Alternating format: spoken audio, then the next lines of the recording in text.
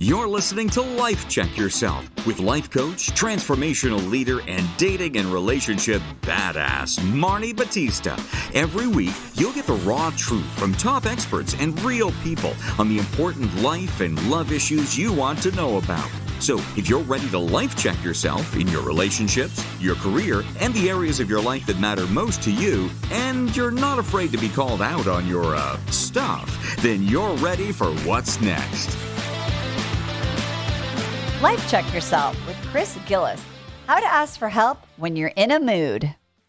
Ladies, welcome. We're still in the den, even though we're life checking ourselves. And oh my God, I'm here with Chris Gillis because our girl Michelle, she needs to life check herself. I mean, there are so many things that we are going to talk about that are really showcased on this show, The Bachelorette. And it's one of those things, Marni, that it's one of those things like you're, and some of you gals maybe in your life are like, oh, no, it's fine. It's fine. It's one of those, it's fine sort of things. And then Marni and I were chatting about it. Like, no, shit's not fine. There's a lot of things that are going awry that look fine socially. And so hopefully we dig into these things that aren't there's these like not so subtle giant thorns in our shoes that maybe we're ignoring. Yeah, I think the first thing is, okay, let's just talk at the beginning. There's a date with a dude named Martin who anyway, he's scary to me. I don't know, I just don't like him. He's not my type. But Martin, I read Martin looks like if all five members of NSYNC were one person. Yes. Oh my God. But like in 2021, right? Because he's got like the nose thing and the ear thing and the eyebrow. That's what I was noticing. Okay, look, everybody has a type, and I bet there's ladies who are listening like, oh my God, he's so fucking hot. But yeah, right. What I was looking at him, and I think this is an interesting thing about just people who try really hard. I feel like that dude is like, let me pick every possible thing that is a icon. Like I want my image, and this is important, ladies. I want my image to say this about me, right? This is the first impression I want you to think. And so he's like, okay, so I'm going to get my ears pierced. I'm going to get my nose pierced. I'm going to have a tattoo on my neck. I'm going to bleach part of my hair. I'm going to do the eyebrow thing. I'm going to do the razor thing in my thing. Eyebrows, shave my Chris hair. Yeah, which is like, again, it's not like, I know there are people into it, but the thing that just is, it gives me a weird vibe is like, if you ladies show up on a date and let's say you want people to know that you're successful. And so you show up and you're like, you have your like, red bottom shoes, and then it's obvious that you have a purse with a like Dior giant ass thing. And then you're wearing like a diamond bracelet and you're wearing a Gucci shirt and you have this amazing blow dry and like you just almost look so one way that you're and we have a stylist on our faculty who talks about this all the time. And she says this, if your image shows up before you do, you're hiding in your clothes or people shouldn't notice what you're wearing. They should notice you in your clothes. And it's a distraction. And that's, for me, Martin, that it's distracting. Like I was literally forcing myself to not look at his accessories and be like, who is this person?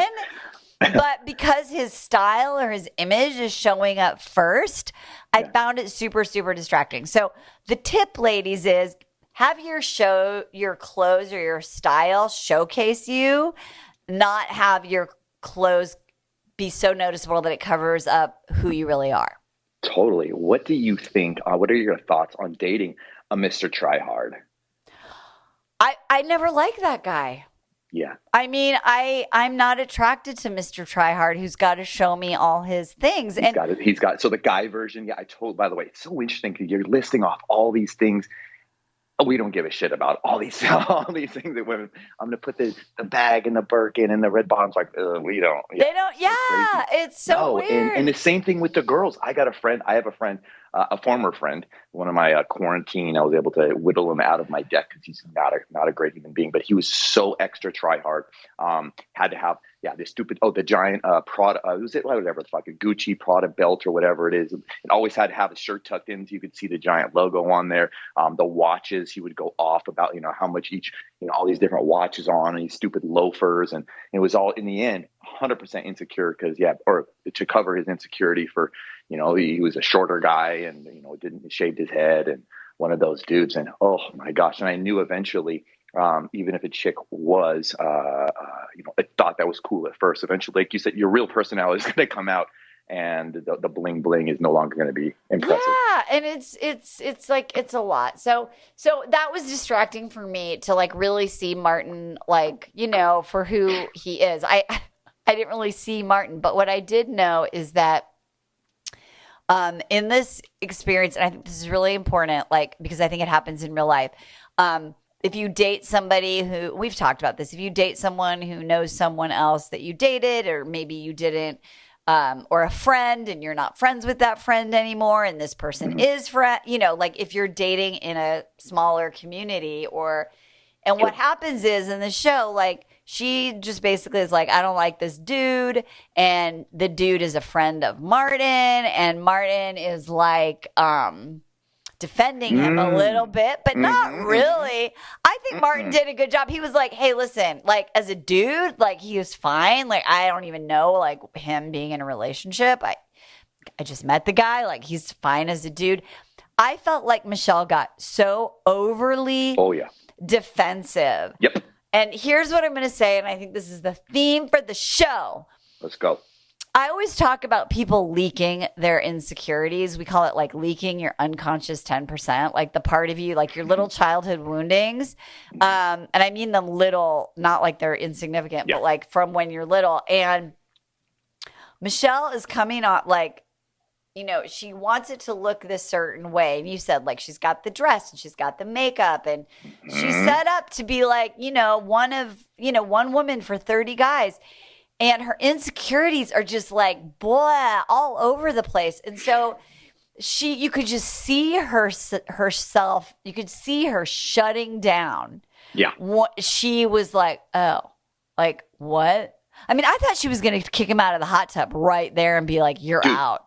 Yes. It's her power. And some of you gals, listeners may relate because there's a lot of power. I've met your clients, a lot of very powerful women who don't get told no a lot and hear shit. They're in control, and that's it. Yeah, I notice that when she feels she's not in control, she gets it's almost very insecure, and she gets mean and it seems like she's really starts to close down.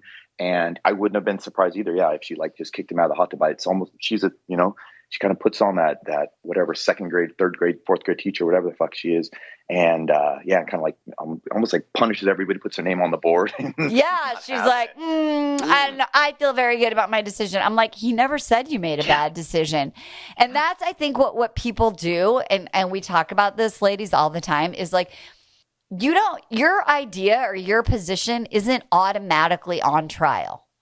Yeah. Right. And so when we are in a place where we feel like we weren't listened to or we got told that we're wrong, we overcompensate and get defensive. And she was like, well, your question. And he was like, no. So it would have been real interesting to see how that whole date went, how they got out of that situation. Because what happened then is they cut to their little dinner situation. And oh my God. What? Red fucking flags. Where? Okay, so him.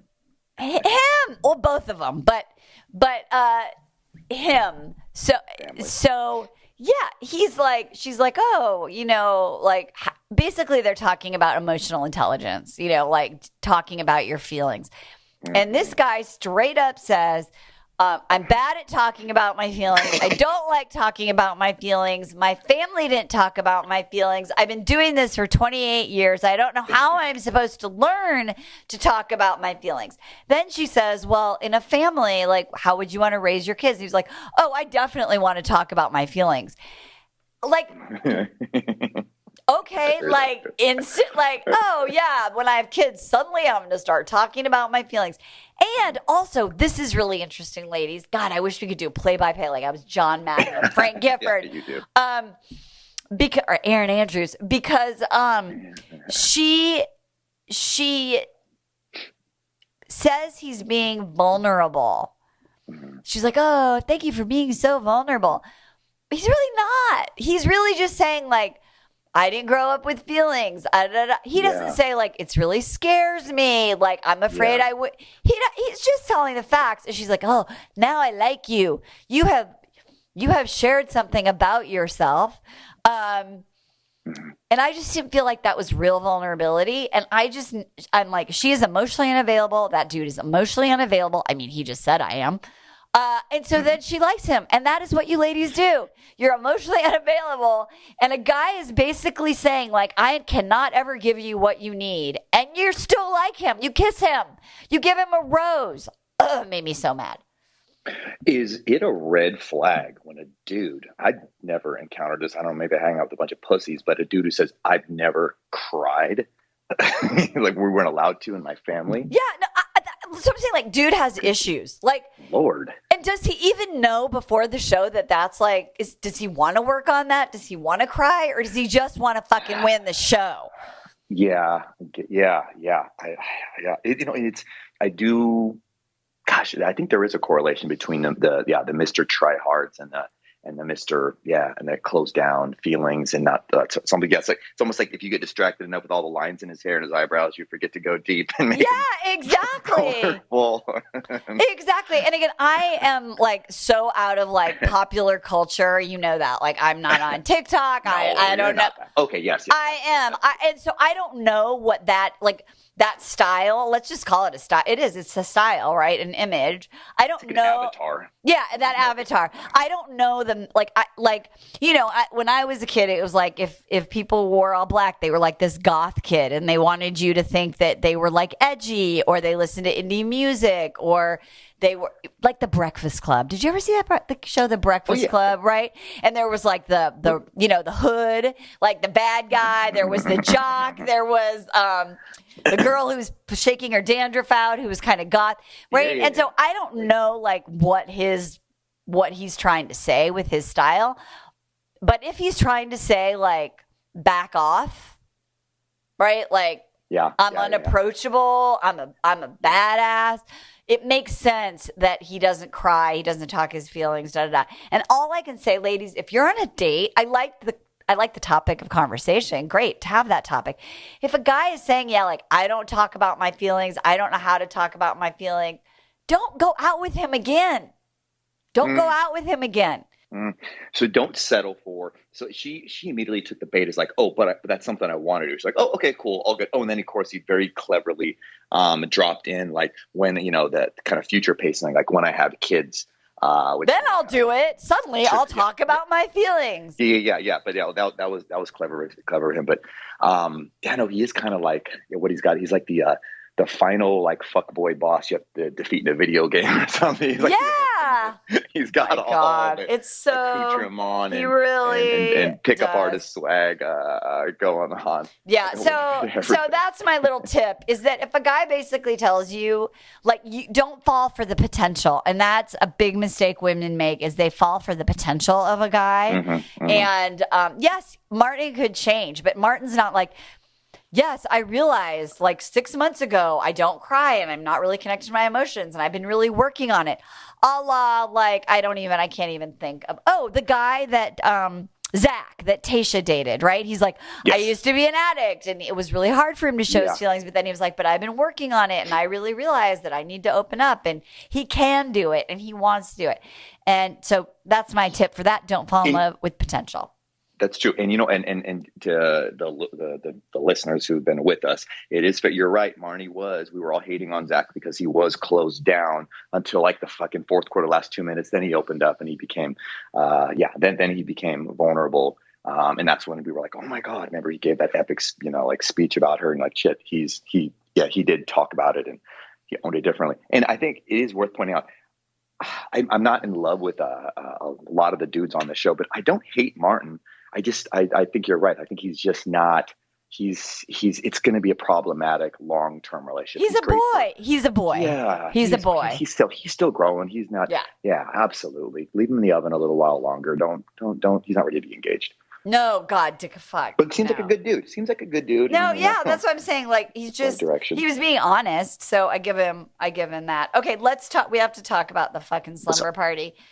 Oh, the slumber party. Okay, so here's the thing. So they have a group activity, and basically, imagine you're at the dance. You're at the dance, you're at the bar, you're at the club, and there's a bunch of guys, and they're having a good time, and they're like showing, like they're like, look at my fantasy football thing. And they're like, whatever, and then they're getting drinks, and then they're like talking, and you're standing there, and you're like, why is no one talking to me? Okay, so basically, we've all been in that situation where you felt like a little invisible. So that's what happened to Michelle. She's at a party. They have all these cute activities, and the boys basically don't talk to her. They all just talk to each other, and they're doing their thing. And she makes that mean she makes that, her words are, "I'm not seen." I don't really get what that means. To me, "I'm not seen" means you're not listening to me. Like I told you how I feel like 14 times, and you keep not hearing me, and your behavior doesn't change. So I don't feel seen. Michelle's using it as like, in my opinion, this is just my opinion, as like, I'm not getting enough attention. 100%. And in an article, she said, I didn't want attention. I wanted connection. Okay. But it looks to me like you were pissed because the boys weren't giving enough attention. So my question to you, Chris Gillis, is, let's go. If you're those guys and you're in the bar and you're like, hey, bro, my fan, oh my God, no, like, oh, right. Yeah, right. And like, oh, yeah, right. Okay. And the woman is there, or maybe there's one or two. Is it that you're just not that into that? Are they not that into her? Are they just being dudes? Is it that, like, is it their job to give her attention? Like, because I've been that woman where I'm like, I'm not inserting myself here. It just feels so super awkward. These guys are having such a bro moment. Yeah. So what's the bro? What's the dude?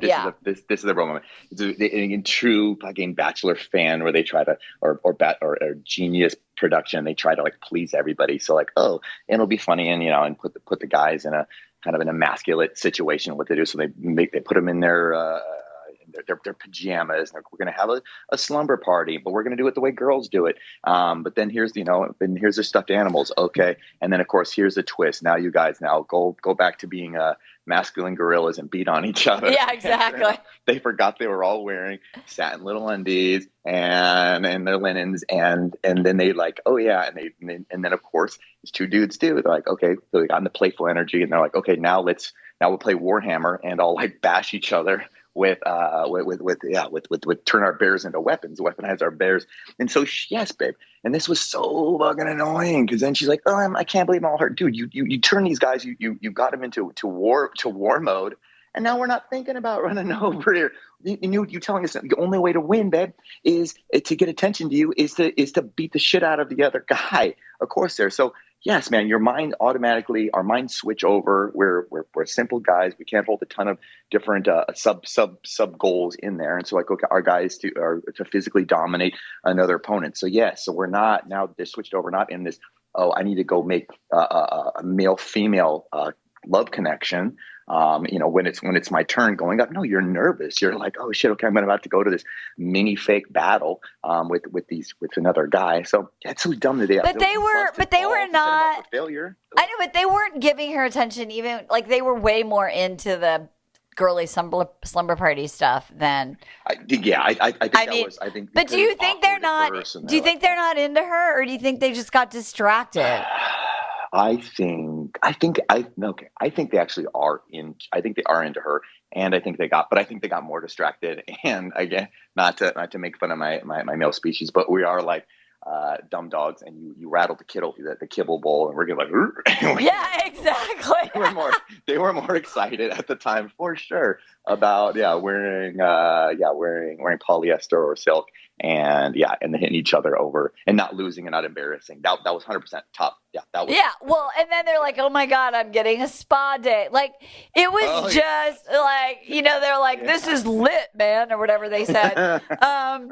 And so I think that I think that Michelle could have joined in and been like playful about it, right? Yes. Yes.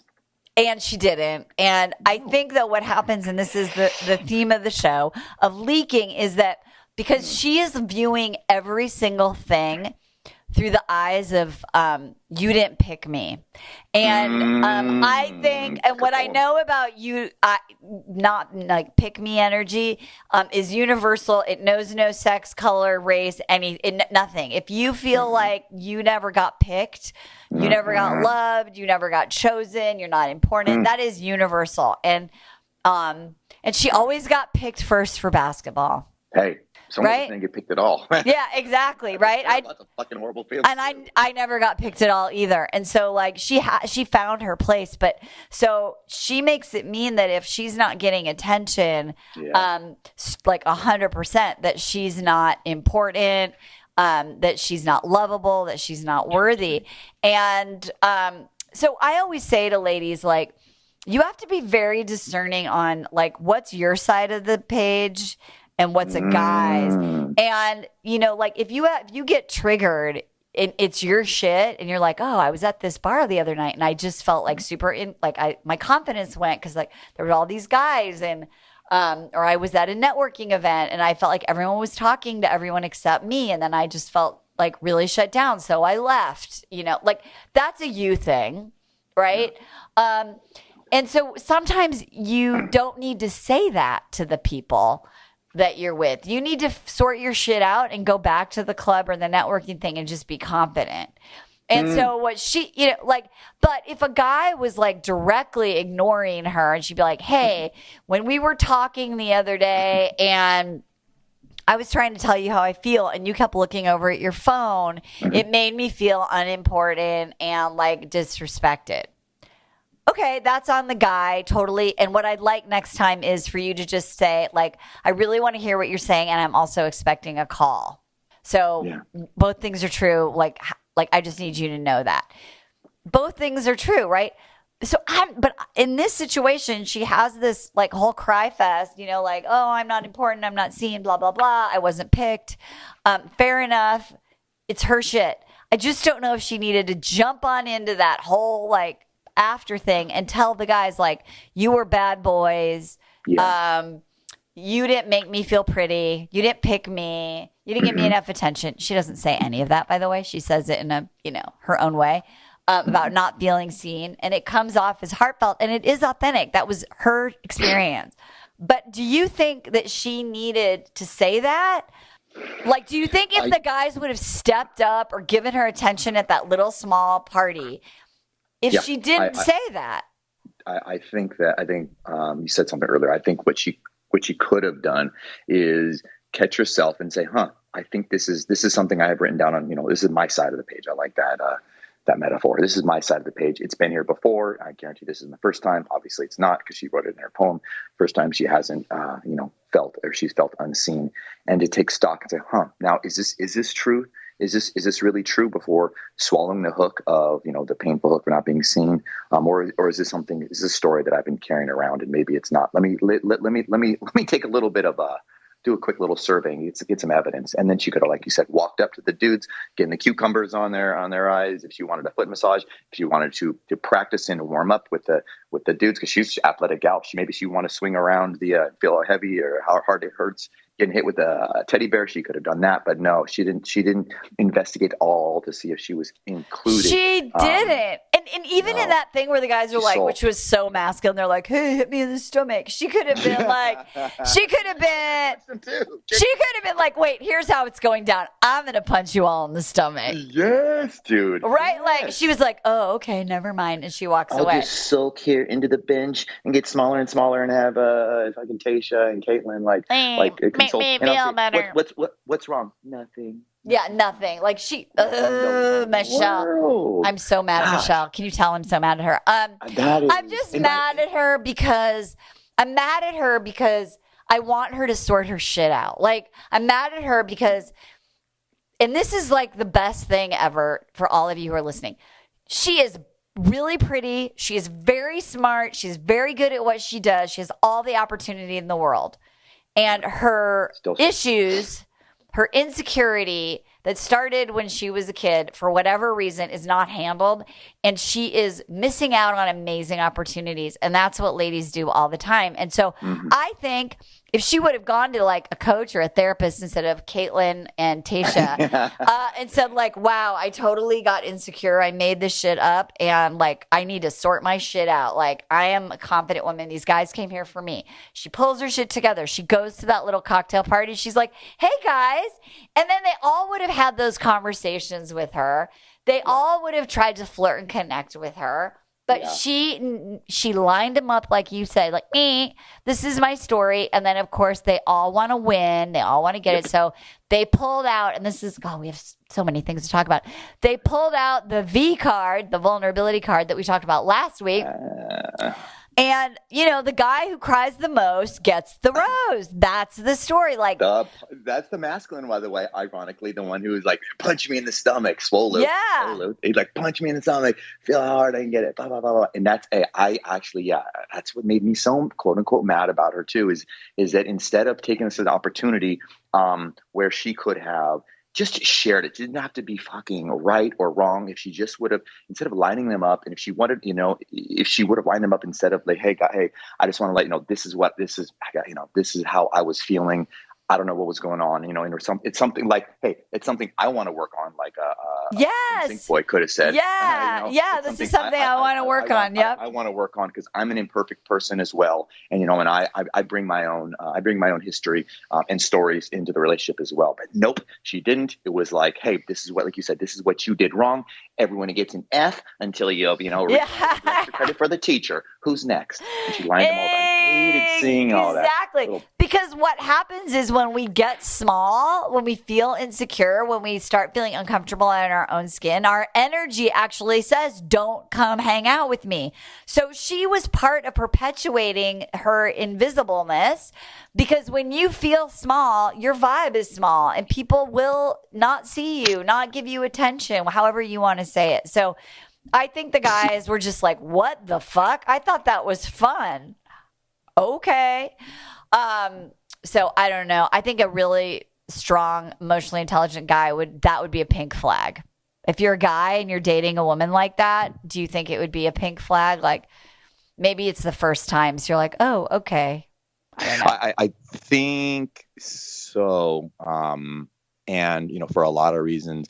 And the major one I've said before is like, man, guys, we're not great at relationships and we really need some guiding. And she didn't do a good job guiding us into, it's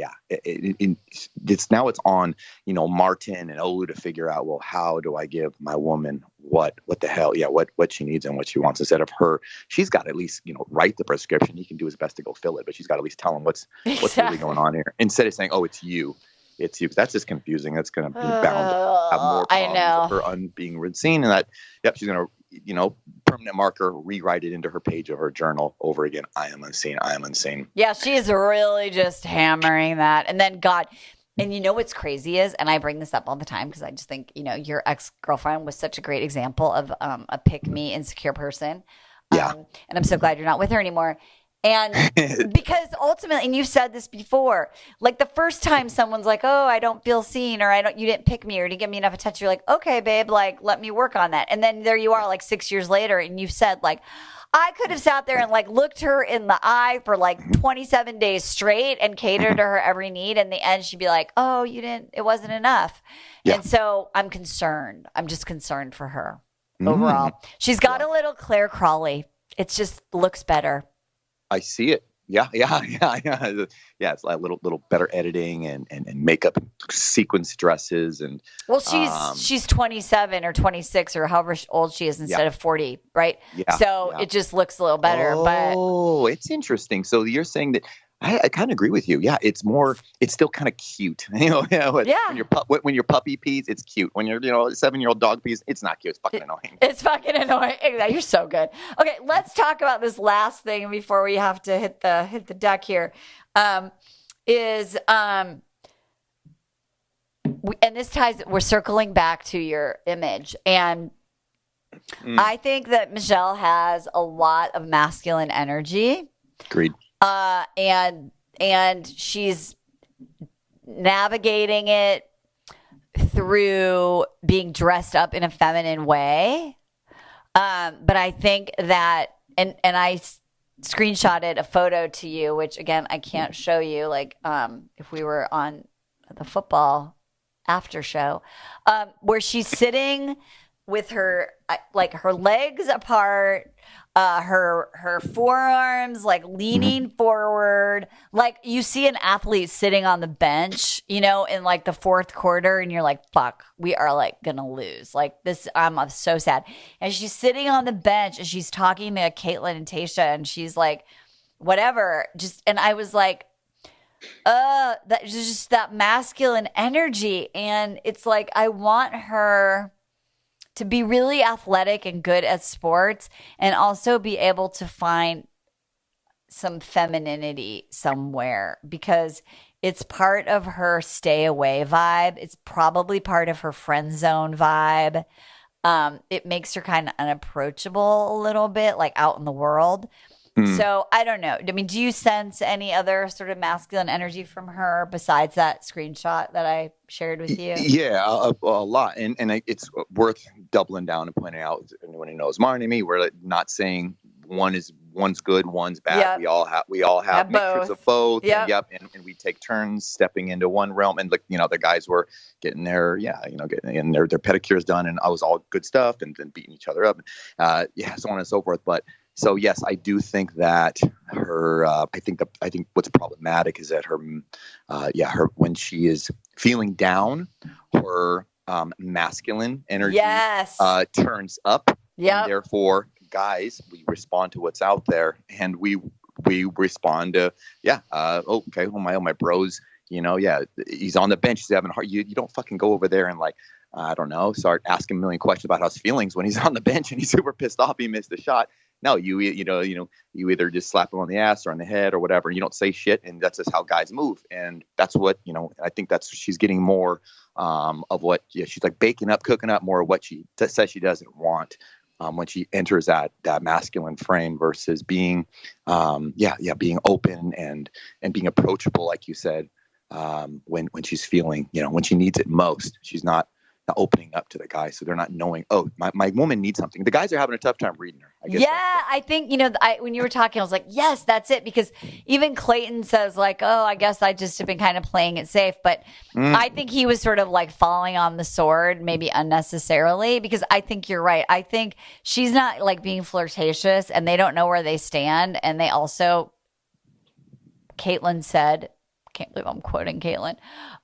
She said, like, these guys have a nice connection and they don't want to like step on each other's toes, right? Yeah. And so, so I think that coupled with the fact that like they're just not really getting a lot of flirtatious vibes, they're kind of standing back and waiting. And that's what people do. Like, men need like a signal, ladies. And I think we get so worried about being overly flirtatious or giving the wrong sign or being bad at flirting. And then if a guy doesn't know where he stands, he's just going to kind of do nothing. Yeah. And when she gets an experience involving a guy that she doesn't like, she does embody that scary masculine energy, and she gets like a mean face on. Yeah. And that turns us into little boys, and we're like, yeah, we're in trouble. We're in fucking trouble now. Let's all line up outside the principal's office and say apologies on what we did wrong. Oh my God. Did you get in trouble? You just are really having a lot of you did not like school, did you? I hated some of the little tattletale bitch boys, which is the white knights on there who would always, there was some things I didn't do great in it on there. But I didn't also, and speaking of image, I think it's complete bullshit that she is a basketball tomboy chick. That's rad. It'd be super fun to hang out with her. But but on the show, she's wearing, heels and fucking ball gowns, and has her hair and her makeup done to the nines. And I can almost guarantee you she's not going to look like that more than a day or two out of the year once she, if anybody drops to me and proposes to her. I totally agree, because I would like to see pictures of her, and I don't have Instagram, but your homework is stalk her on Instagram. I wonder if you go back far enough before she was famous. If is she wearing ball gowns and shit? Yeah. That's your homework. Okay. It's confusing. And maybe I thought that's a take home message. Girls, don't confuse us. We're simple. We're not that. Don't give us too much more, don't get more credit than we deserve, and you got to just spell it out to us. What it is that you want. What is it that you need? Who you are. We can't decipher all this bullshit and realize, okay, hold on. You are a dude, or you do want to be left alone. You're sitting on the bench like that, looking angry, but you want us to come make you feel vulnerable and seen, and how to do that. I don't know. Give us a fucking instructions. Just tell us what to do. 1 or 2 points at the most, because other than that, we'll get confused. Yeah. Oh, dear Michelle. So, and then she goes on the date with the restaurant boy. What's his name? Restaurant boy. Not restaurant boy. Pizza boy. Pizza boy's gone. No, not pizza boy. The dude who showed up to the freaking first impression with his head on a fucking table. Rick with the permanent under eyeliner. Yes. So I don't even know what to make of that date. I mean, she ends up making out with him. It seems like a good date. She took his V card. She took his V card. And he was vulnerable. She loves that. She's like, oh, just tell me shit. Quiet, you little bitch boy. But I liked him. I thought he was good. Yeah. I thought their date was nice. Yeah, I like him more. But I felt like he will never give her what she really wants. I don't think so. What did you see in this type of guy? We know little about, and oftentimes when girls are dating someone, they don't know much about it either. What makes you think that? What can people watch out for? I think that, well, here's what it is. Be honest. I think that she wants someone who understands some of her pain. And for better or worse, right? Like her own lack of belonging. I think that's she's just really important to her. Is that, and that's like a shared value. Like, so I think, and I'm not criticizing it at all, because I always tell people, like, figure out what your non-negotiables are. And I think that there is some like value around that. Like, I don't know what it is. I'm not going to make it up for her, but there's something that he just doesn't have that, that she seems to have. And so, that is astute of you. That is very. I think you're onto something. Because again, you're right. The formula that she is like, hey, tell me your problems, and wants them to be vulnerable and cry. And of course, without her, she's not ready to shred the waterworks, which is interesting. But she likes when the dudes do that. And then there is always. You're right. There is like this beautiful, finish and closer when they're like, okay, well, we'll work on things together. And it does, you're right, it does seem like almost, instead of her, and this we said it, instead of her being interested in figuring out her own page, she's like, hey, let's do the homework together. She does seem to want somebody who is the same homework, ideally, that they can work on together. Yeah, and I think, and that's fine. So I think they had a nice date. I think she likes him. I think they're being open. I think he was vulnerable. I think that turns her on. But I don't know. I think she likes somebody Nate? who's Nate. My daughter's boyfriend's name is Nate. It is. Nate. And so Nate, how funny if she picks, if I gave you all this does all this show and ends up like getting engaged to the dude who lives up the street from her, Joe or whatever name is. Oh, I know. See, I feel like, I don't know. And maybe, I don't know. I literally don't know. But Lord, this was like, I was like mad while I was watching this. And I really do hope that, and this is why I love the new name of our podcast, because I think that we outlined some really important points during this show that women need to check themselves on. Like, are you leaking? Are you over communicating stuff that's on your side of the street or your page that is a guy doesn't, it's not his problem? Are you having masculine energy?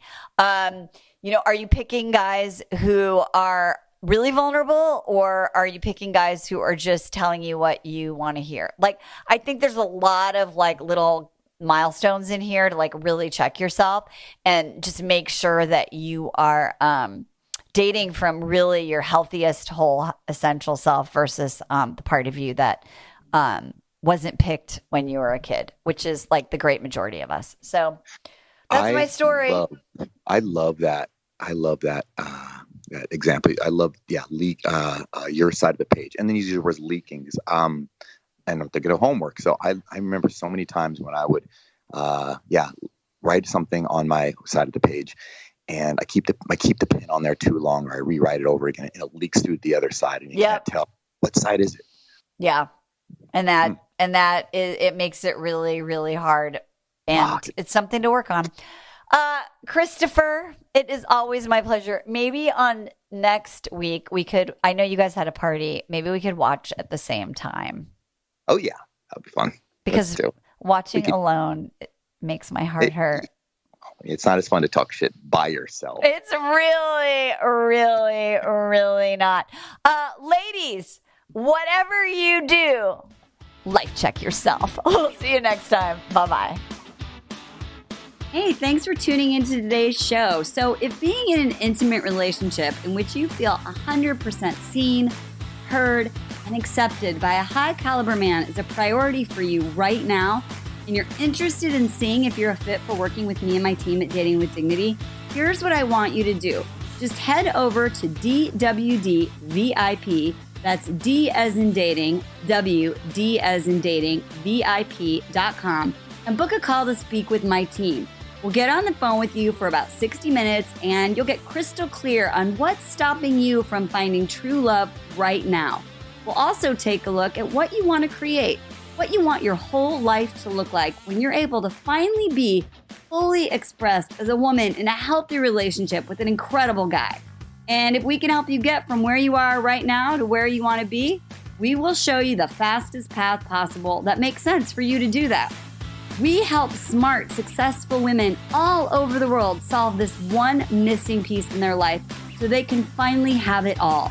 So to see if we can help you do the same thing, head over to DWDVIP.com.